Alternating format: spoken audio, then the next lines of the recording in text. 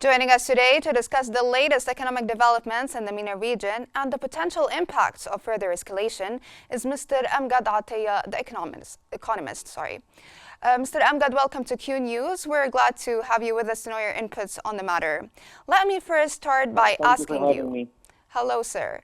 How do you assess the recent decline in economic growth forecasts for the MENA region, specifically regarding the direct and indirect impacts of the war in Gaza and the ongoing conflict in Lebanon?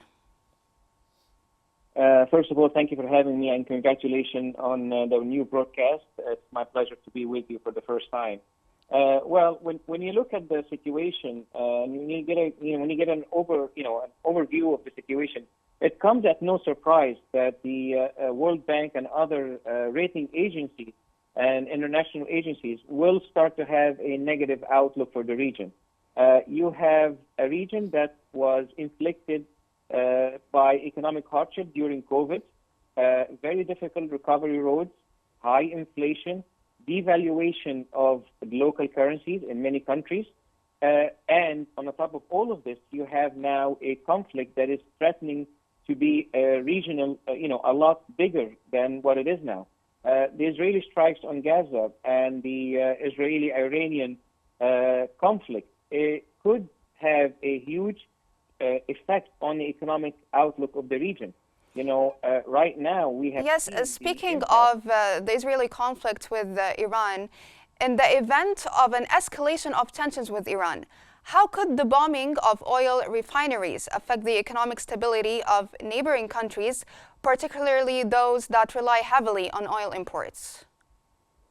Well, right now, the U.S. administration is exerting as much effort as possible to rein in the Israeli response on Iran. They're trying to avoid oil infrastructure as well as nuclear facilities.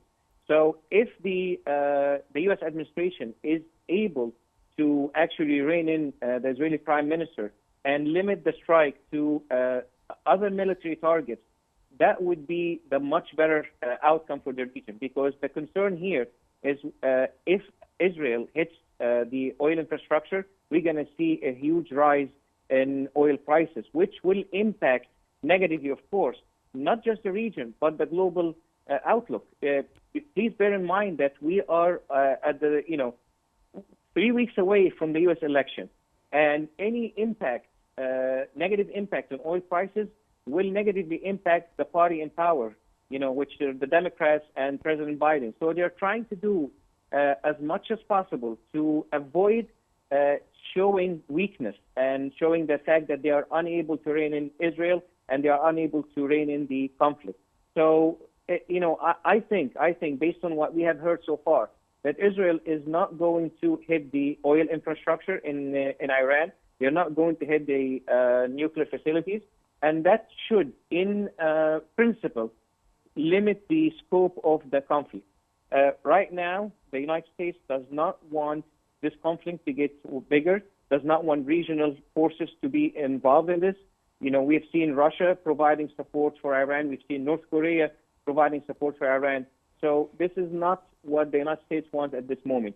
Thank you so much, Mr. Amgad, for your insights. Sorry for interrupting you due to the shortage of time. Thank you so much for being with us in the Economic Bulletin.